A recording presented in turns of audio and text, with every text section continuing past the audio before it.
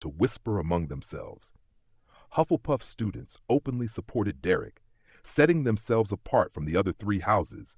Slytherin and Ravenclaw seemed to view the idea of an underage champion as dishonorable, distancing themselves and even dampening their enthusiasm for the tournament. Relations between Hufflepuff and Gryffindor, usually cordial, had turned cold. Students blamed each other, claiming the rival house's champion had stolen glory through trickery. Tensions flared, reminiscent of the chaos before last year's Quidditch finals.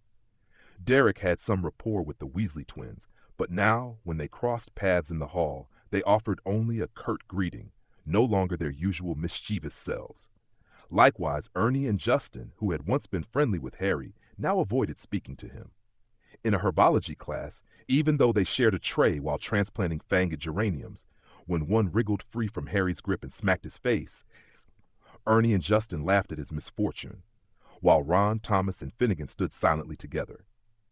"Rare sight," Derek said to Hermione. "I can see what's happening. They're like me and Cedric, right?" "They're fighting," Hermione replied sadly.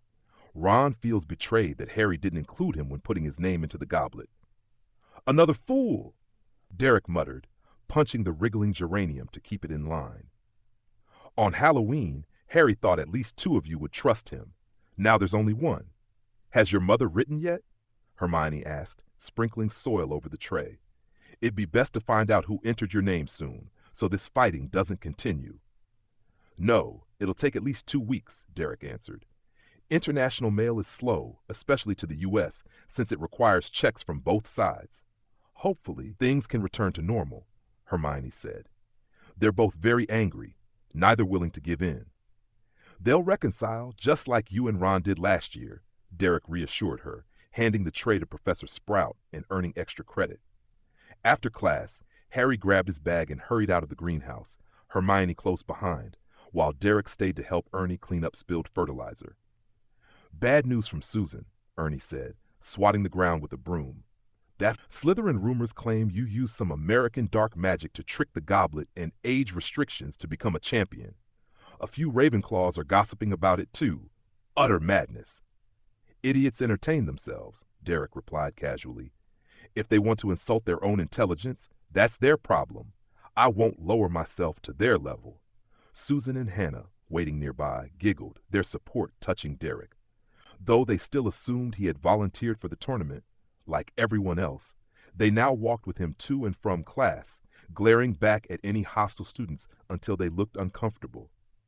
"I'm heading to Care of Magical Creatures with Justin," Ernie instructed the girls. "You two go back to the common room with Derek." "I need the library for research," Derek said. "You two go ahead. I'm fine alone." "Then we'll do homework in the library," Hannah said, cutting in ahead of Justin. "Professor Sprout just assigned a paper." "There's no lunatic executioner hiding in this castle to get me," Derek said with a shrug. "The fools only dare gossip behind my back." "We'll show them Hufflepuff isn't to be underestimated," Ernie insisted, with the others nodding enthusiastically. A commotion up ahead drew their attention. Across 10 meters, Derek recognized Malfoy's lazy drawl. They were also headed to Care of Magical Creatures. "Look, guys, the champion," Malfoy shouted. "Anyone got his autograph? Better get it quick. I doubt it'll last long. Half the champions in this tournament die." "Potter, how long do you think you'll survive?" 10 minutes into the first task, maybe." The Slytherins nearby laughed. "Maybe the first task is facing 100 Dementors," Malfoy continued. "You seem scared, Potter." "Oh, I remember. You faint when you see Dementors, don't you?" He flopped theatrically, pretending to collapse, unprompting more cheers from Slytherin. "Ignore him, Harry," Hermione called loudly. "They're just jealous. You've beaten every 17-year-old Slytherin." Malfoy's smug expression faltered. "I'm not talking to you, Mudblood. You've polluted Hogwarts' clean air," he spat venomously. "Let them continue," Ernie said. "This is Gryffindor Slytherin drama, not our concern." Instantly, Derek, Hannah, and Susan shot him a "shut up" glare. Guys, don't mind Malfoy," Ernie whispered to Justin. "Nothing good comes out of his mouth." "Insightful," Hermione said proudly to the Slytherins, tugging Harry's sleeve. "Truly clever, but unfortunately you've permanently lost the chance to bring glory to Hogwarts." "Ha ha ha!" Pansy Parkinson sneered. "Potter bringing glory? Best joke I've heard this year." Malfoy's smile turned malicious. "Tell me, Potter, did you press your scar against the goblet and have it choose your name? Then did you use that to repay the Hufflepuff American?" "My father told me a few things. Your godfather owes his life to him." "Pathetic, really. Those without parents can only wait for the attention of a criminal godfather." Malfoy's words mirrored Cedric's earlier remarks, sending a cold thrill through Derek.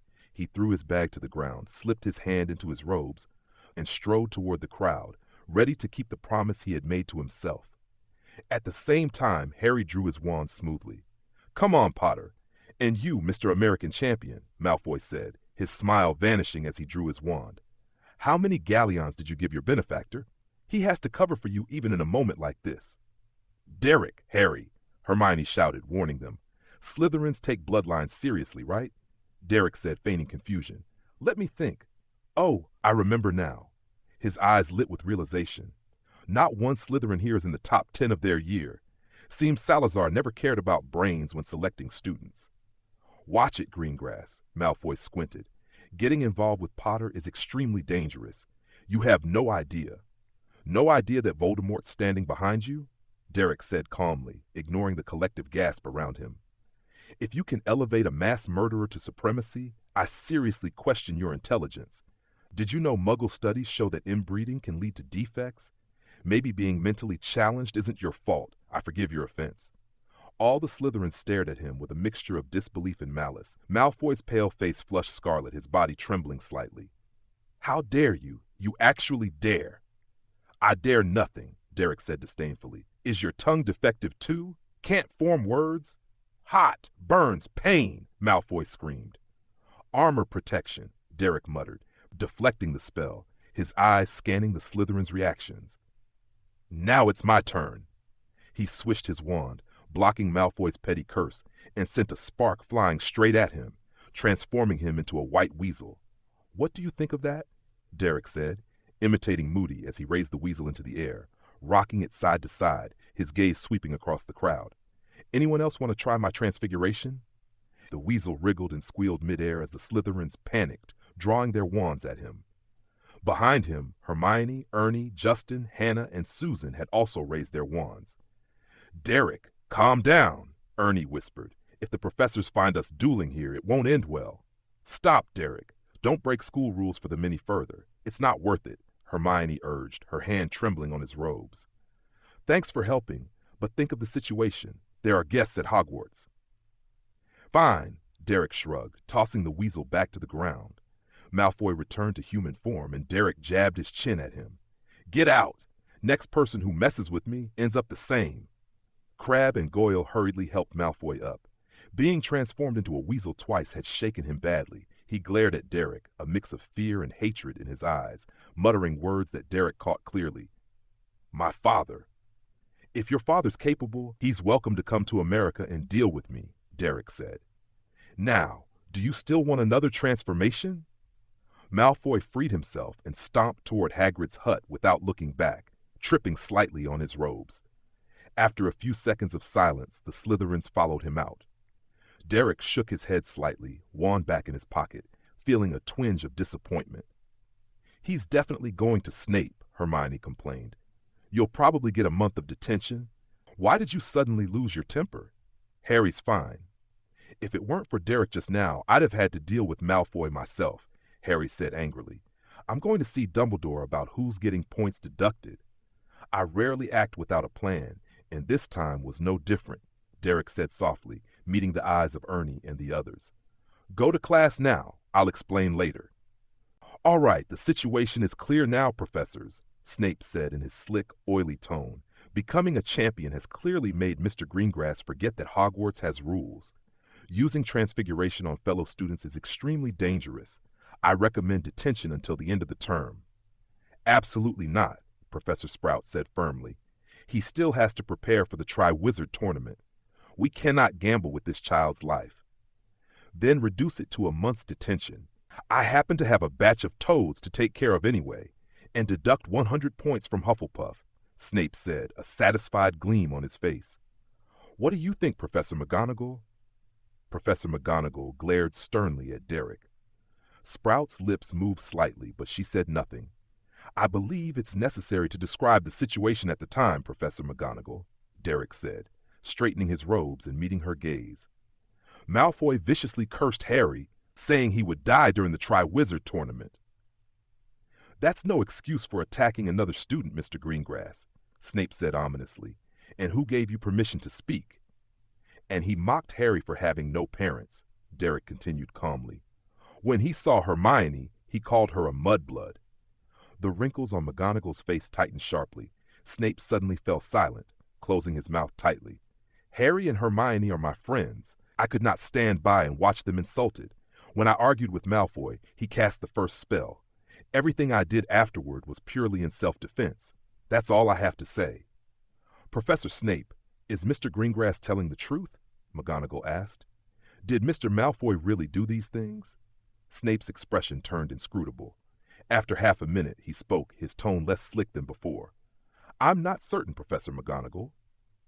May I call Mr. Malfoy here for questioning, Professor Snape? McGonagall's eyes flashed sharply. I don't think it's necessary, Snape said dryly. I know how to handle this, McGonagall said decisively. Mr. Greengrass used a dangerous transfiguration on fellow students, 1 week of detention and 50 points deducted from Hufflepuff. Mr. Malfoy initiated the attack, 20 points from Slytherin. Snape's greasy hair trembled slightly. He offered no objection. This matter is concluded, McGonagall said firmly.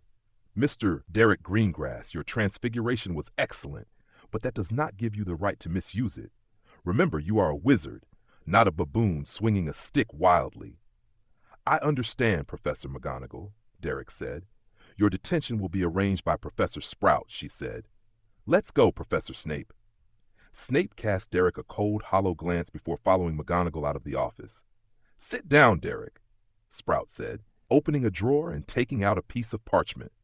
I have something to assign to you. I'll make up for the points, Professor, Derek said. 50 points should take me about 2 weeks. A faint smile appeared on Sprout's round, friendly face. For your loyalty to friends and integrity, Hufflepuff gains 30 points, she said. Derek raised an eyebrow in surprise. Now the net deduction between Hufflepuff and Slytherin was exactly equal, 20 points each. Here, Sprout said, signing the parchment and handing it to him. Go to the restricted section and find books that can help you. Your detention is from 6 to 9 each evening in my office. If you perform well, this signature will be yours for the whole term. Derek felt the weight of her expectation, accepted the parchment quietly, and nodded solemnly. Also, remember to go to the empty classroom on the 2nd floor tomorrow at 4 in the afternoon. The champions will undergo a wand inspection. The ministry needs to ensure your wands are functioning properly. Any questions? No, Professor, Derek said. Then go borrow some books, she said. Detention starts tonight. Derek stood, walked to the door, and gave her a slight bow. Thank you, Professor. You're welcome, Sprout said, waving a hand. Remember, you now represent Hufflepuff. Chapter 51, Wand Inspection. The next day, Derek arrived punctually at the empty classroom on the 2nd floor. It was a smaller room. Most of the desks had been pushed to the back, leaving a wide open space in the center. 3 desks had been joined together at the front, draped with a long piece of velvet. Behind these velvet-covered desks were 5 chairs, one of which was occupied by Ludo Bagman, who was smiling as he surveyed a corner of the room.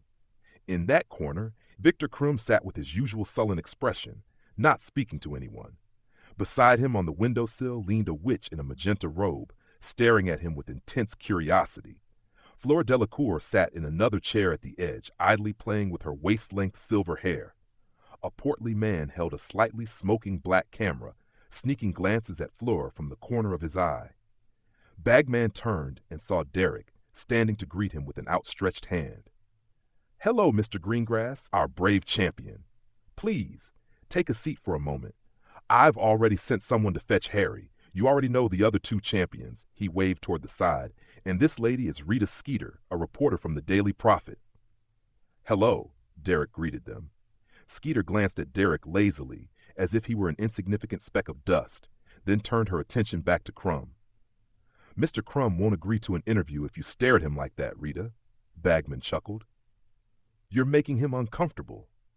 You must have a lot of experience, Ludo, dealing with famous players, Skeeter said. Well, I count myself as a star at least, Bagman replied. Want to hear some tips? Crumb's deadpan eyes swept over them as he rose and walked toward another corner. All right, Ludo, Skeeter said, licking her lips. Tell me everything. She sat beside Bagman and began an eager conversation with him. So, you're American? Fleur asked, standing and moving closer to Derek with curiosity. Yes, Derek nodded slightly.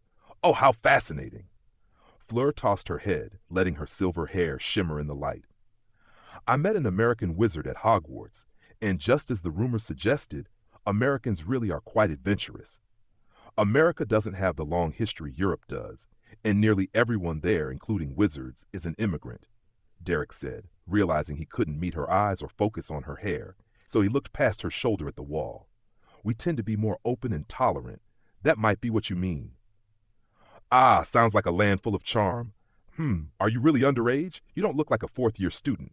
She gestured to his height. And, do you even have a magic school there? I'm 15, Derek replied. And yes, we have Ilvermorny. Before Fleur could ask another question, a knock sounded at the door, and Harry entered. Bagman sprang up, moving forward eagerly. Ah, he's here! The fourth champion! Come in, Harry, come in. Nothing to worry about. Just the wand inspection ceremony. The other judges will be here shortly. Wand inspection? Harry asked nervously. We need to ensure your wands are fully functional and in perfect condition, because in the upcoming events, your wand will be your most important tool, Bagman explained. The experts are upstairs with Dumbledore. Then we'll take some photos. This is Rita Skeeter, he said, indicating the witch. She's writing a piece for the Daily Prophet on the tournament. Maybe not such a small piece, Ludo, Skeeter said, her eyes fixed on Harry. Before we begin, may I speak with Harry for a moment? She asked Bagman, still locking eyes on him. You know, to add some color to the article.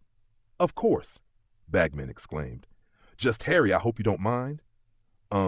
Harry said. Wonderful. Skeeter's eyes gleamed as she grabbed Harry's arm with her bright red nails and pulled him out of the room. In the meantime, Derek fielded Fleur's endless questions and gleaned a bit about Beauxbatons.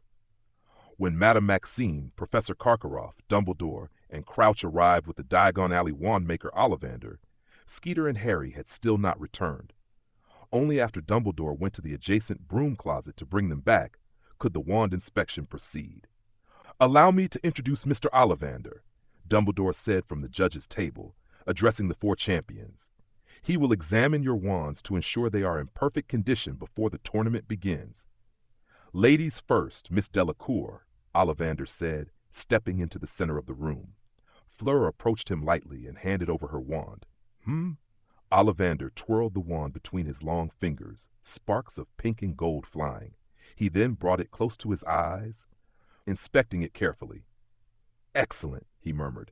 9.5 inches, very flexible, made of maple, contains, oh, Merlin. It contains a Vila hair, Fleur said, from my grandmother. Derek nodded, confirming his suspicions. Indeed, Ollivander said. Indeed. Of course, I've never used a wand with Vila hair myself. I find them overly sensitive and temperamental, but everyone has their preferences, and if it suits you. He ran his fingers along his wand, clearly checking for scratches or dents. Then he whispered, Bloom orchid. A burst of flowers blossomed at the tip of the wand. Excellent, excellent, very good condition, he said, gathering the flowers and handing the wand along with them to Fleur. Mr. Krum, you're next. Krum rose, slouching with his rounded shoulders, feet turned slightly outward, and trudged toward Ollivander. He handed over his wand, frowning, hands tucked into his robe pockets. Ollivander said, if I'm not mistaken, this is a Grigorovich wand. He's an outstanding wandmaker, though I'm not entirely partial to his style. Nevertheless, he lifted the wand, turning it over in his hands, scrutinizing it carefully. Indeed, English elm containing a dragon heartstring core, correct? He glanced at Krum. Krum nodded. Much thicker than usual, extremely rigid, 14.25 inches, a flock of birds. The wand let out a resounding pop, and a flock of small birds fluttered out from its tip, flying through the open window into the soft sunlight. Very good, Ollivander said, returning the wand to Krum. Next, Mr. Greengrass. Derek stood, brushing past Krum as he approached Ollivander and handed over his wand. Ah, after 3 months, I see a wand I sold many years ago, Ollivander said, clearly more animated. Naturally, nothing has changed. Pregnant unicorn hair, exquisite and striking. 8.5 inches, made of ebony, moderately flexible. It's been exceptionally well cared for. Do you maintain it regularly? I polish it weekly, Derek replied.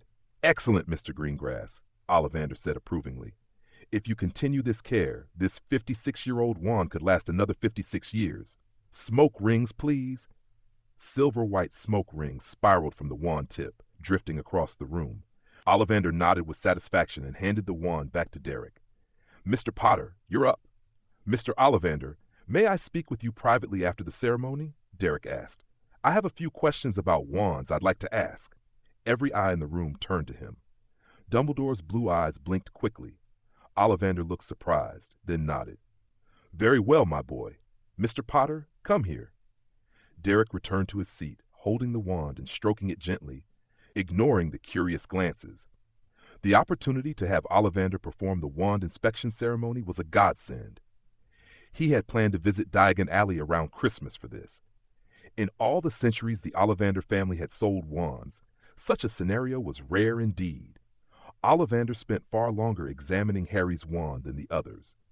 Finally, he caused a stream of burgundy-colored smoke to rise from its tip, returned the wand to Harry, and declared it in excellent condition. Thank you, everyone, Dumbledore said, rising from the judge's table. You may return to your lessons, though perhaps heading straight to lunch is more convenient, as classes will end soon anyway. Mr. Greengrass may stay here to discuss wands with Mr. Ollivander. Everyone stood, but the man with the black camera leapt up, clearing his throat. Photographs, Dumbledore, photographs! Bagman shouted excitedly. A group photo of the judges and champions. What do you think, Rita? Very well, a group photo first, Rita Skeeter said, her gaze glued to Harry. We'll take individual shots afterward. The photo session took a long time. Madame Maxime, no matter her position, blocked others from view, and the room was too small for the photographer to step back. In the end, she had to sit while everyone else stood around her. The photographer seemed keen to have Fleur at the front, but Skeeter constantly moved Harry into the spotlight. Then she insisted on individual portraits of each champion. After much time, the room finally cleared. Mr. Ollivander, I'll wait for you in the corridor, Dumbledore said as he approached the door. Once your discussion concludes, I'll escort you back to Diagon Alley. Thank you, Professor Dumbledore, Ollivander replied. When the door closed, leaving only Ollivander and Derek, the wandmaker spoke softly. Mr. Greengrass, do you have any questions about your wand? Chapter 52, The Visit. Derek organized his thoughts carefully before speaking. My wand sometimes acts on its own. It heats up and trembles occasionally. Is that normal in the world of wands? He asked.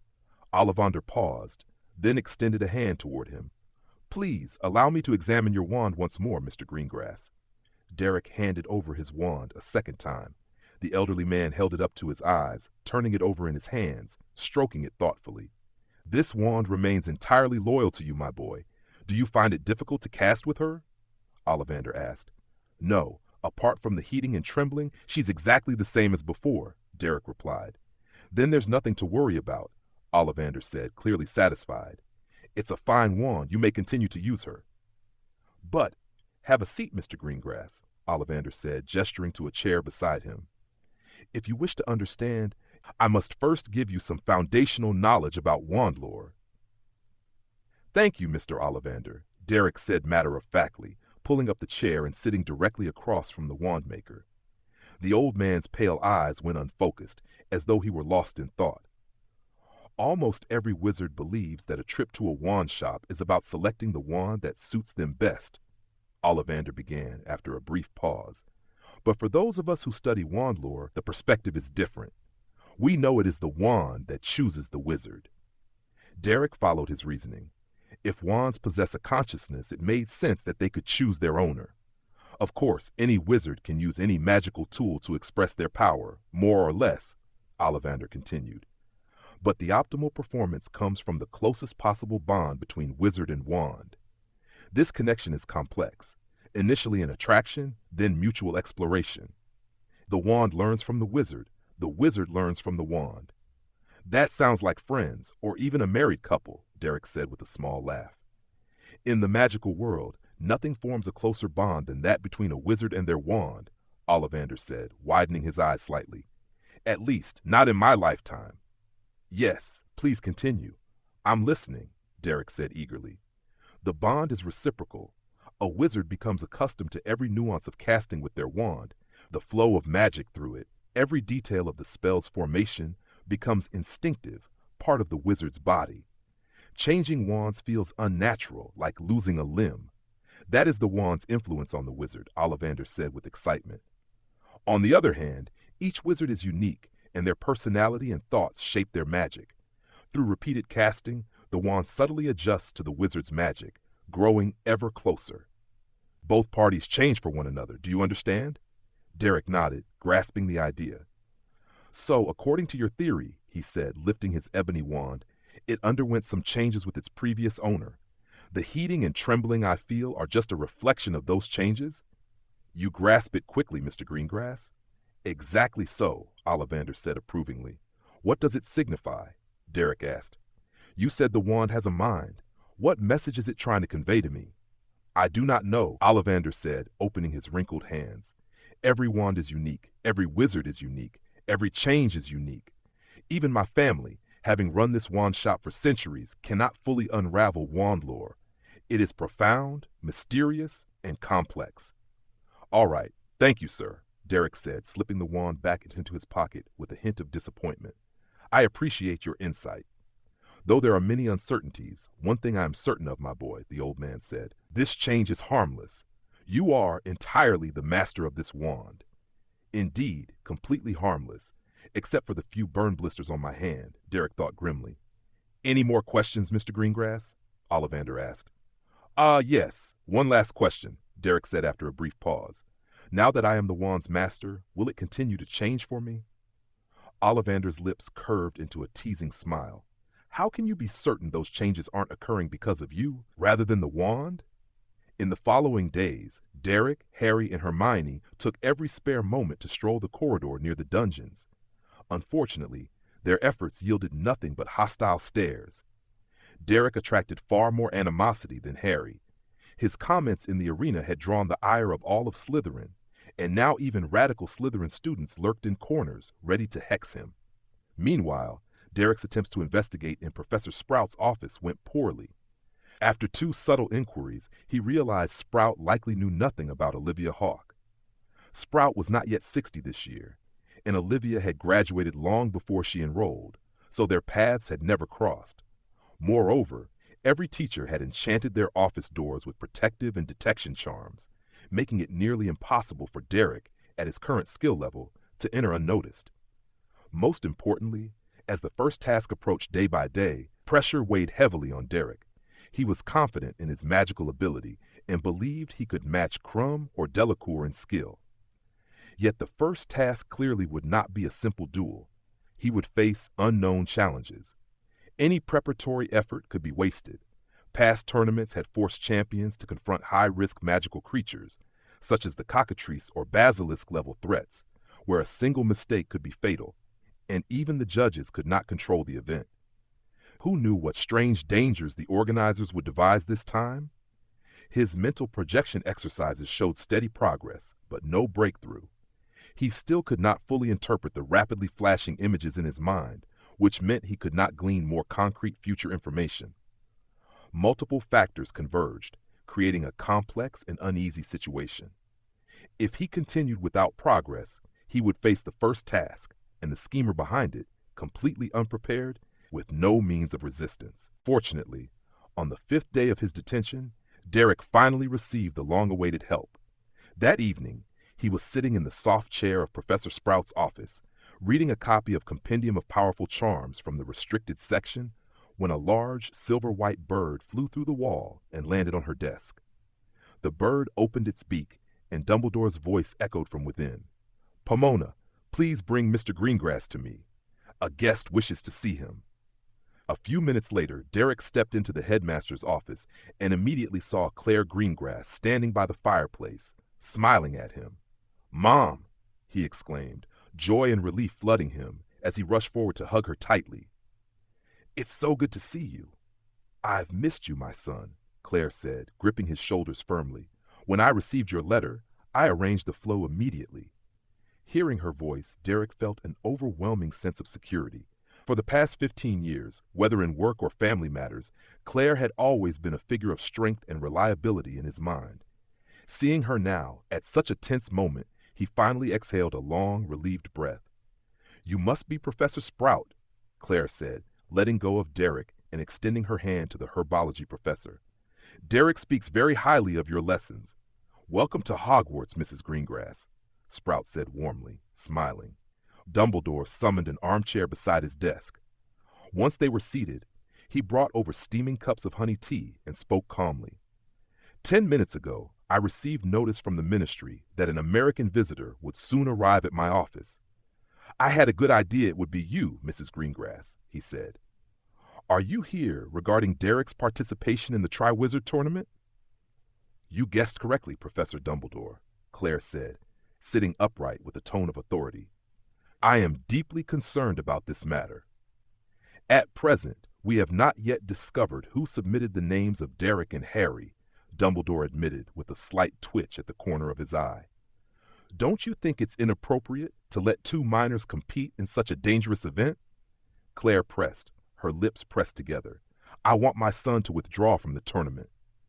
Derek has already made the same request to me, Dumbledore replied apologetically. I'm afraid I cannot grant it. The Goblet of Fire is an ancient and powerful magical artifact. The contract it forms is an equally ancient magic, impossible to break in the short term. If I may be frank, by the time we find a solution, the tournament will already have concluded. So you intend to do nothing, Headmaster? Claire's words were sharp as ever. You seem pleased that Hogwarts has two champions, significantly increasing your chances of victory. Professor Sprout's previously pleasant expression turned to one of surprise and disapproval. My dear Mrs. Greengrass, Dumbledore said, a hint of irritation in his voice, Hogwarts has always prioritized the safety of its students. This year's tournament has been carefully organized by 3 nations. While the champions will be tested, their lives will not be at risk. Claire studied him skeptically, but to Derek's surprise, she did not continue to argue with Dumbledore. I understand your point, Headmaster, she said. I would like some private time with Derek, if possible. Derek and Claire walked outside the castle. The grounds were dark. Hagrid's hut glimmered with lights, and Beauxbaton's enormous carriage shone brightly. The cold wind carried faint murmurs from the carriage. I was worried you'd get into a shouting match with Professor Dumbledore, Mom, Derek said, tightening the scarf around his neck. This is already the 2nd time you've made him uncomfortable. Since you attend Hogwarts, I must place a basic trust in Albus Dumbledore, Claire replied, her thin cloak barely moving with the wind, her black hair fluttering slightly, seemingly unaffected by the cold. I only wanted to remind him to pay extra attention. You are a champion of Hogwarts now, deserving of his care and protection. That makes me feel much better, even if there's still, well, some unease. Derek exhaled a cloud of breath. These past few days, I even considered leaving Hogwarts and returning to America. But my son is not a wizard who crumbles under challenge, Claire said encouragingly. This is a competition full of trials, and also a unique opportunity to grow. You can fully express your magic, and the worst that happens is defeat. Yeah, choking on food is possible, and drinking cold water could hurt your teeth, Derek said plainly. I won't run and hide at the first sign of danger. Besides, the Goblet of Fire's magical contract doesn't allow me to withdraw. I at least have to. He clenched his fist, as if grasping something tightly. Find the person who submitted my name. Who knows if they might continue plotting against me in America? I have some leads, Claire said, but first I want to hear your plan. What do you intend to do? She stopped, looking up at the castle's towering silhouette. Derek smiled, settling back into the rhythm Claire had always guided him with. Right now, I know nothing, he said. I don't know who they are or what magic they used. But one thing is certain. Sending me and Harry into the tournament was only the beginning. That person is using the competition to achieve something. They will act again. I'm waiting for them to reveal a clue. Not bad, Claire said, but you've been too passive. Let me help narrow it down. It's an adult, and definitely not a wizard who just turned 17. I understand, Derek said immediately. A wizard capable of deceiving the Goblet of Fire is no ordinary spellcaster. Exactly, Claire replied. A magical artifact strong enough to form a binding contract won't be easily fooled. A minor couldn't possibly pull that off. So if you want to narrow down your suspects, focus on the adult wizards present at Hogwarts during the Triwizard Tournament, those with the authority and experience. Let me count, Derek said, spreading his fingers. Crouch, Bagman, Karkaroff, Maxim, and basically the entire Hogwarts staff. That's about it. I lean toward the first four, Claire said, her expression shifting strangely in the castle's light. And Bagman, Karkaroff, and Maxim seemed the most likely. Derek noticed the name she had skipped. Excluding Crouch, he asked. He's, well, a just and righteous figure? Claire couldn't suppress a chuckle. Of course not, she laughed. As the head of the Department of International Magical Cooperation at the Ministry, Crouch is known internationally for his tough, no-nonsense stance against evil. He's proposed multiple resolutions at the International Magical Congress to unite countries against dark wizards. But you have to understand, dark wizards are highly tied to their homelands. Take Grindelwald and Voldemort, Europe's most notorious dark lords of the century. They have deep local connections. Collaborating with foreign aurors would be like exposing one's own weaknesses. Most governments just can't risk it. That vote within the British delegation actually split in utter embarrassment. Ha! Then Bagman is unlikely too. He's a famous retired Quidditch star. Derek laughed. He probably devoted his prime years to Quidditch with no time to master advanced spells. So that leaves just Karkaroff and Maxim, he continued. Oh, and Snape, the Slytherin head. He's held a grudge against Harry and me since last year's unfortunate events. Albus Dumbledore isn't so easy to fool. Claire shook her head. If Crouch is somewhat well known internationally, Dumbledore is legendary. He's the Hogwarts headmaster, president of the International Confederation of Wizards, head of the Wizarding Association. He handles international matters with incredible skill. He's a wizard of both immense power and cunning intelligence. Personally, I believe no one on the Hogwarts staff could deceive him, certainly not maintain a decades-long disguise right under his eyes. That's part of why I trust you. Dumbledore is formidable. He's reached the peak any wizard could aspire to in both strength and reputation. All right, two main suspects, Derek said, holding up two fingers. Karkaroff and Maxim. I'll need to watch them closely for any unusual behavior during the tournament. Claire nodded, but didn't continue. Instead, she drew her wand and waved it broadly. Instantly, the distant rustling of the forbidden forest, the chatter from the Beauxbatons' carriages, even the wind itself, fell silent. They were enveloped in absolute quiet. The second reason I trust you, Claire said in a peculiar tone, is something I heard recently. Under the international secrecy law, any operation with a significant chance of exposing the wizarding world must be reported to all member nations. A few days ago, the Department for the Regulation of Magical Creatures informed me that Britain is transporting 4 dragons, and they'll be swiftly returned to the breeding grounds by the end of November. The final destination, Hogwarts School of Witchcraft and Wizardry. Derek froze, feeling he understood, yet couldn't be certain. His mind roiled like a stormy sea. You're almost there, son, Claire said softly. The dragons are your first task. Don't be afraid. They have very clear weaknesses. She ruffled his hair and slipped a letter into his arms. Go back and read it carefully. With me by your side, you'll succeed. Derek felt a strange conflict within him. On one hand, Claire's concern stirred an instinctive fear of these legendary creatures, urging him to stay far from danger. On the other, knowing the first task lifted his previous anxiety, replaced it with exhilaration at uncovering the mystery. His years of habit drove him to start planning, ready to confront a dragon with all his skill. Fear and calm interwove in a way he couldn't articulate. Finally, he wrestled his emotions into control and faced Claire, whose eyes reflected worry, forcing a faint smile. Trust me, Mom, his heart racing. I'll get through the first task. Chapter 54, The Revelation. The evening conversation left Derek both exhausted and satisfied. That night, Claire returned to America, while Derek stayed in the common room until late, carefully studying the strategy notes she had sent him. The letter was short, clearly written in haste, and the familiar handwriting was slightly messy. It introduced only one spell, called the Eye Affliction Curse. Derek immediately understood this was the simplest and most effective method for dealing with dragons. From that moment, the first task of the Triwizard Tournament became, in his eyes, nothing more than a test of execution. The next morning, Derek walked into the Great Hall with a spring in his step. He had intentionally slept in, and now felt his body brimming with energy, a long-lost, invigorating sense of determination. He found his friends at the Hufflepuff table, huddled together, fingers pointing and gesturing over something on the tabletop. "Damn that reporter," Ernie growled angrily. "Is she part of Harry Potter's fan club? How dare she ignore our champion?" "Ignore who? Me?" Derek called cheerfully from behind him. "What are you looking at?" Hannah, sitting next to Ernie, quickly snatched a newspaper from the table and tucked it into her bag. Derek caught a glimpse. It was the official British newspaper, the Daily Prophet.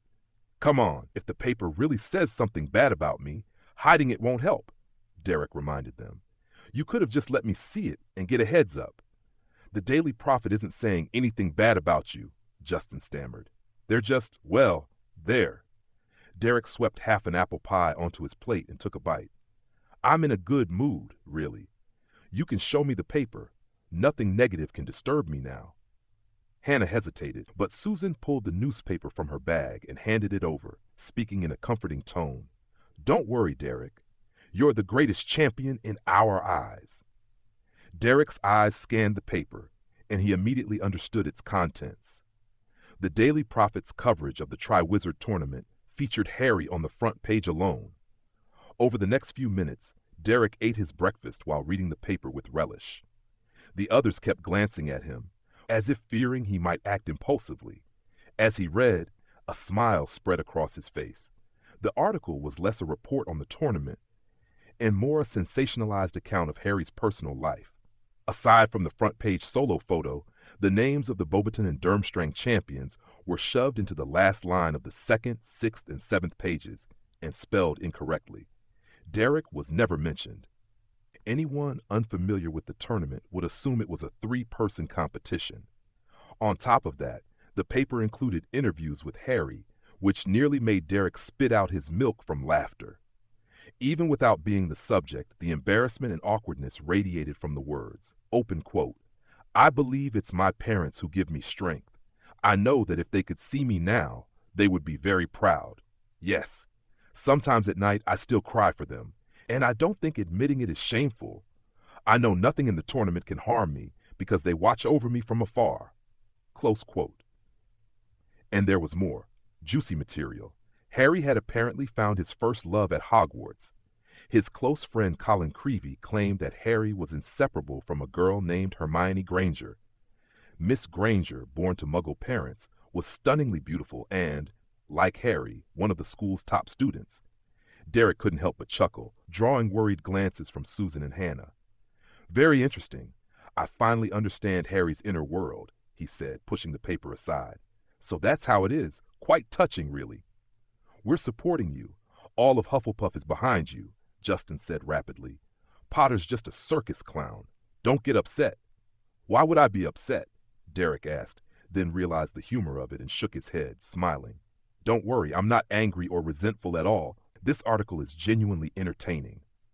"Really?" Ernie asked cautiously. "Are you laughing because you're secretly furious? Come on, tell us. Don't bottle it up." "Absolutely not," Derek said, patting him on the shoulder. "Thanks for your concern, but I'm fine. It's fascinating. Who knew the wizarding world had journalists of this caliber? Very entertaining." He glanced at the paper again. Rita Skeeter. I remember that name. She was present when they checked wands. Didn't she also write that article about the Dark Mark appearing at the World Cup?" "That's right," Susan said carefully. "She loves stirring up trouble. My aunt despises her. You mustn't." "Derek, are you free this weekend?" Hermione's voice came from behind. "Sirius asked us to meet him in Hogsmeade. He said it's important." Her voice faltered as Ernie and the others glared at her. She quickly looked at the Daily Prophet in Derek's hands, and her face flushed red. "Harry isn't like that. I didn't. That's all," she murmured, then cleared her throat, regaining her usual volume. I was asking if you're free this weekend. I have time, Derek said, nodding. Shall we meet at the main gate? Then it's settled, Hermione exhaled, pointing toward the great hall doors. See you at the library in the afternoon. Harry will be waiting. I didn't mean it that way. I mean, Rita Skeeter is fabricating stories. We aren't. I just need to go to class with Harry. All right, goodbye. Hermione left the Hufflepuff table in a fluster, her usually tidy hair even messier from her hurried exit. Derek turned around, feeling a twinge of confusion, and met the thoughtful gazes of Susan and Hannah. I think you should keep your distance from Hermione Granger, Ernie said, holding a chunk of beef in midair as if it were Hermione herself. She's Potter's girlfriend now, right? Maybe she's trying to gather info from you, especially about your preparations for the Triwizard Tournament. Derek felt like all his humor for the morning had already been exhausted. You're sharp for once, Ernie, but completely misdirected, he said with a wry shake of his head. Harry and Hermione wouldn't do something like that. They're heroes, for crying out loud. Then he made the same disdainful face he used when refusing to let Ernie and Justin copy homework, letting them interpret it as they would. Justin shifted his attention back to the tournament. The first task starts in less than 2 weeks. How's your preparation going? He asked, worry in his tone. Pretty well, Derek answered honestly. I feel especially confident now. Suddenly, the tension in the room eased. Good luck, Derek, Ernie said, clenching his fists. Can I get a photo of you? We could make a giant poster to hold up in the stands during the match. Derek froze. No way, please, he said quickly, bowing slightly. I don't want to be famous for something that humiliating. After Charms class, Derek went to the library and found Hermione immersed in her books and Harry begrudgingly scribbling homework. Good afternoon, Derek, Hermione greeted, cheeks slightly flushed. How was Charms? Excellent. Justin says I'm like a magnet, pulling everything from the professors toward me. Derek pulled out a chair. He even suggested I cast a spell on Professor Flitwick before class ended. You didn't do that, did you? Hermione asked, horrified. No, just on a Slytherin's backpack that tried to curse me. Worked beautifully, Derek said casually. Hermione looked thoroughly disapproving. Harry jabbed his quill harshly into his parchment. I can't make it up, he grumbled. Any suggestions, Derek? Help me invent some misfortune. I told you to give up divination, Hermione snapped. That class is garbage, pure and simple. I have one, Derek said, leaning over the table and lowering his voice. And the odds of it coming true are high. You'll get burned. I already wrote that in the first homework, Harry said, frowning. Give me something more creative. Wait, you don't even believe in prophecies, Hermione said, suspicious. Why do you think Harry's going to get burned? The first Triwizard task, dragons, Derek said. Mom told me. The ministry brought 4 dragons to Hogwarts, and 1 champion faces 1 dragon. Harry and Hermione froze, clearly terrified. Relax, you beat a basilisk in your 2nd year, Derek said. Harry wobbled in his chair, opening and closing his mouth, then croaked hoarsely. Are you serious? We're really going to fight a dragon? No teacher can do it. The dragons are too powerful, Hermione said anxiously. Their thick hides hold ancient magic. Only the strongest spells can pierce them. It could kill you. Thanks for that, Hermione. Harry ground his teeth, feeling even better now. Hermione's right, Harry. At Hogwarts, aside from Dumbledore, no one could face a dragon alone, Derek analyzed. I suspect our task is to survive its attacks for a while, or pass by it, or retrieve something from it. Harry didn't feel any better. His face darkened, and he tightened himself in his chair. Why are you helping me? He asked seriously. You got the info early. You could prepare and gain a huge advantage. Remember our Halloween conversation, Harry? Derek said calmly. This isn't about the competition. Honestly, I care more about keeping us safe than about my score. We have an agreement, so I'm telling you this so you can protect yourself too. That's enough. Why does he always come here? Hermione muttered angrily. And he brings swarms of girls obsessed with him, disrupting our studies. He isn't even that handsome. They like him just because he's famous. If he didn't pull those fake tricks. At that moment, Victor Krum strode heavily into the library, glancing at them gloomily, pulling a book from the shelf and sitting down to read. Several girls followed, hiding behind shelves, scribbling on parchment. Just a fake out, Hermione, Harry quickly corrected. Hermione shot him an angry glance, but the tension at the table eased. They had moved past disbelief, their brows furrowed, clearly plotting how to handle the dragon. I also have a way to deal with a dragon, Derek said with a smile. Want to know? Harry's eyes widened, light flickering within them. For a moment, Derek saw a trace of doubt. Thanks, but no, Harry said dryly. You've already helped me enough. I need to figure it out myself. There's still more than a week left. It's my task. Message delivered, Derek said. The method's here if you want it, but you should decide quickly. Spell practice takes time. I understand, Harry said with difficulty. Thank you. Chapter 55. At the pub. On Saturday morning, Derek found Hermione at the castle gates, but Harry was nowhere to be seen. Good morning, and where's the person Sirius is most eager to see? He asked. Harry is right here, wearing his invisibility cloak, Hermione said, lowering her voice in frustration. Really stupid of him. I've had enough attention for one day. Let me rest, Harry's voice sounded from behind Derek. I just want to enjoy a relaxed Hogsmeade weekend. Wise choice, Hermione muttered, still displeased. But if you keep that thing on, I won't even talk to you. I can't tell if my eyes are actually seeing you. So the two, or really three of them, set off toward Hogsmeade, drawing some attention, especially from Slytherins. New boyfriend Granger? Pansy Parkinson called loudly. You are stunning, aren't you? At least compared to a golden hamster. Ignore them, Hermione said firmly, holding her head high as she strode past the giggling Slytherin girls. And you, Derek, don't even think about doing anything. Don't give Snape a reason to put you in detention again. Derek scanned the group with his eyes and made a small wand-drawing motion. The girls immediately fell silent and scattered, muttering curses silently through their lips.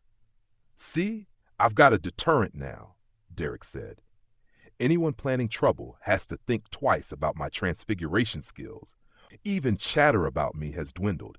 You should establish some presence too, Harry, he suggested. That way no one will think you're weak. Thanks, but I'd rather focus on how to handle the dragons, Harry muttered from thin air. Hopefully Sirius has some clever ideas. Ignoring Hermione's disapproving glance, Derek whistled lightly, enjoying the winter sun. Once the students dispersed into Hogsmeade, blending into the crowd, they became inconspicuous. No one stared, and no one mentioned the hilariously flawed newspaper article. Thank goodness Derek came along today. Otherwise, people would think I'm crazy talking to myself, Hermione muttered, rolling her eyes as she took a big bite of her chocolate cream. All right, Harry, no one here will bother you. You can take off the invisibility cloak for a while. Really? Harry asked. Look ahead. Rita Skeeter and her photographer had just emerged from the Three Broomsticks. They whispered to each other and passed by without so much as a glance at Derek and Hermione. Harry said, She's still at school. I bet she'll watch the first task. She's gone, Hermione said, her gaze piercing Harry's position as she scanned the street. Let's stop here. Sirius will be waiting at the Three Broomsticks, and you don't need to speak to Ron. She guessed what Harry might say and added irritably. The Three Broomsticks was packed, mostly with Hogwarts students enjoying a rare bit of freedom. Derek spotted Ron sitting with his twin brothers. Harry stiffened slightly behind him, crowded by people. Derek pretended not to notice, tiptoed his way around, and quickly found Sirius and Lupin at a small corner table. They waved when they saw him. It's getting cold. Drink up. I've charmed it to stay warm. Sirius set butterbeer in front of them, hesitating slightly as he slid one toward the empty spot to Hermione's left. Harry? You can take off the invisibility cloak, Hermione said impatiently. No one here will notice. Lupin waved his wand at a nearby cabinet. It rose a few inches off the floor, shifted slightly, and landed in front of their table with a dull thud, shielding most of them. Now no one can see this table, Lupin said. Go ahead, remove the cloak. Heads and then whole bodies appeared. Harry rolled up the cloak and stuffed it into his bag. Seems my godson hasn't had an easy time at school, Sirius said seriously. I'm listening, Harry. Harry took a sip of his drink, then launched into a detailed account. He told how people didn't believe he hadn't entered the tournament himself, how Rita Skeeter fabricated stories in the Daily Prophet, how he was mocked in the hallways, and even that Ron didn't believe him and was jealous. And a few days ago, I learned what would appear in the first task. Dragons, Sirius. I can't handle them. I'll definitely fail. His voice ended in despair. Sirius listened, eyes full of concern, letting him speak without interruption. When Harry finished, Sirius asked with surprise, "One reason I came today was to tell you what the first task involves. How did you already know?" "Derek, he told me," Harry said. "Don't thank me," Derek quickly added.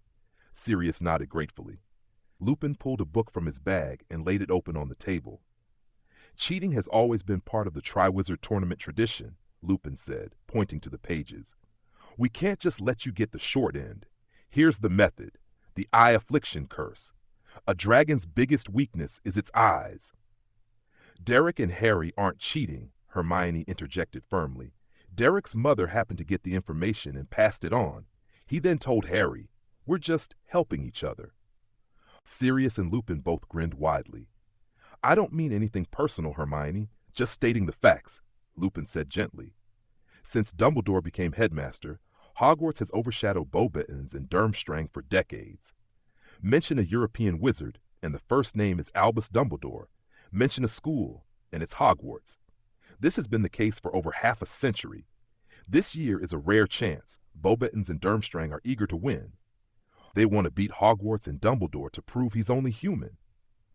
Watch closely. Maxim and Karkaroff will tell their champions everything they can," Sirius snorted. "Especially Igor Karkaroff. He's a Death Eater. You need to watch him, Harry." "He?" Harry nearly spit out his butterbeer. "A Death Eater? How do you know?" "He was caught once and imprisoned in Azkaban with me, but he got released. What? I'll bet that's exactly why Dumbledore is assigning an Auror to Hogwarts this year, to keep an eye on him. Moody was the one who caught Karkaroff and put him away back then." "A Death Eater with clear ties to dark magic got released?" Derek exclaimed. "In the U.S., once a jury approves, the death sentence is carried out."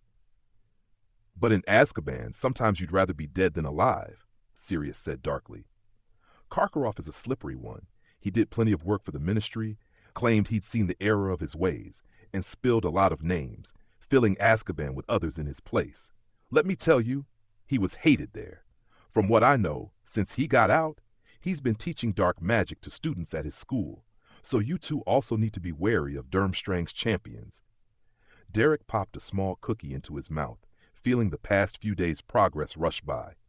A few days ago, Claire had speculated that Maxim and Karkaroff might be the prime suspects.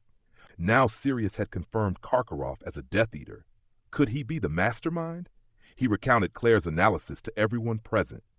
Then he asked, "If Karkaroff put Harry and me into the Goblet of Fire, what's his goal? I don't mean to offend you, Harry. Of course a Death Eater might target you. But what would he gain from going after me? Taking out an American wizard studying in Britain. What advantage would that bring him?" Hermione gasped, giving him a scolding look. Harry nodded silently. "Maybe it's two people?" Sirius hesitated. "One targeting you, one targeting Harry." "Too unlikely," Lupin said. "I'm surprised that one person could slip names into the goblet unnoticed by Dumbledore, let alone two. Besides Karkaroff, are there any other Death Eaters at Hogwarts whose identities are unknown?" Derek asked. Lupin shook his head slowly. Sirius's eyes lit up. "Don't say it, Sirius," Lupin warned. "Dumbledore trusts Severus Snape," Sirius said flatly. "Former Death Eater, now serving Dumbledore. Don't glare at me, Remus. The kids need to know. Snape isn't exactly trustworthy. He—" "I think we should trust those Dumbledore trusts," Lupin interrupted sharply. "What do you think, Bigfoot?" "Oh, right. Thanks for the reminder," Sirius shrugged. Harry and Hermione gaped. That their potions professor had won a Death Eater shocked them both. Harry, Derek, Hermione, Lupin's eyes swept over the three of them, taking on the stern look of a teacher from last year. "You won't share this information with anyone, right?" "But Snape," Harry started. Hermione kicked him sharply, and he lowered his voice. "Could he have put our names in the goblet out of revenge for Sirius being exonerated?" "Absolutely not," Lupin said firmly. "I'd sooner believe two people slipped your names in separately." "On this, I side with Remus," Sirius said bluntly. "I dislike Snape, but so far, I trust Dumbledore's judgment. Snape has been teaching under Dumbledore's watch for over 10 years. That proves he hasn't caused any real trouble." "All right, let's focus back on Karkaroff," Harry said gloomily. "Do you think he came here on Voldemort's orders?" "I couldn't say," Sirius said slowly. Really, I couldn't. Based on my impression of Karkaroff, he wouldn't risk going back unless he knew Voldemort was strong enough to protect him.